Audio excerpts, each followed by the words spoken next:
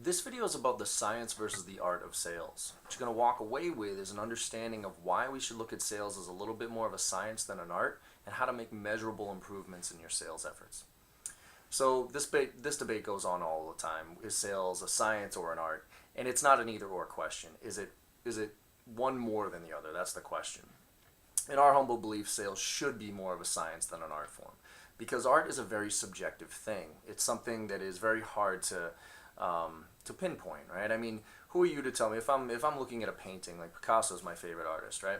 If I'm looking at a Picasso, Cubism blows my mind. I love it. But some people look at Cubism and say that's the worst and ugliest thing I've ever seen in my life. So art is a very subjective thing, where science is something we can point to and look at and dissect and say, yep, that's accurate, or no, it's not, and here's how to improve upon it for the most part.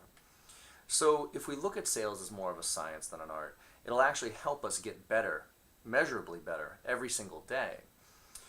Because what you do and how you, like as an example from a science standpoint, you should be preparing for your meetings the same way every single time, right? You should look at the client's web page. You should come up with good questions to ask. You should set an agenda for the meeting. All that is the science behind the sale.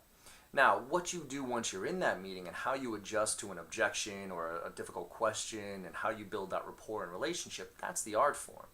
But laying that foundation of the science allows that art form to be that much more effective. The other way to look at the science of sales is there is an equation to every single sales professional sales stage, as an example. You need to make a certain amount of phone calls to get a certain amount of meetings, to get a certain amount of proposals, to get a certain amount of closed deals, and that's how you hit your targets. Companies understand this. This is why we have metrics that say we need to make 50 dials a day, because they know on average if you make 50 dials a day, then you're going to kind of lead through and it'll produce certain results.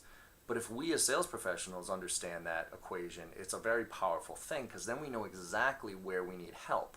And if you know exactly where you need help and can pinpoint that and either go to your managers or go to some sort of training that'll address that, then you can get measurably better. So, in our opinion, look at sales as more of a science than an art to get measurably better at what you do. And know your sales equation. Know exactly what areas that you need to focus on to get better. Good luck and happy selling.